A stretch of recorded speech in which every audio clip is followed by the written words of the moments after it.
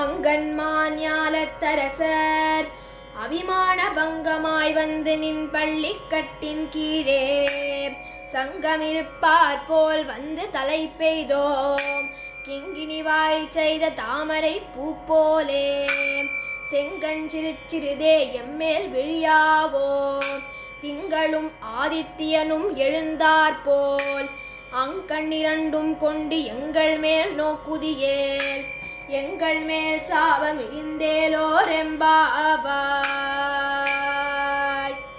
இப்பாசுரத்தில் இறைவனின் கடைக்கண் பார்வைப்பட்டால் போதும் சாபங்கள் கருகி போகும் என்பதை எடுத்துரைக்கிறாள் ஆண்டாள்.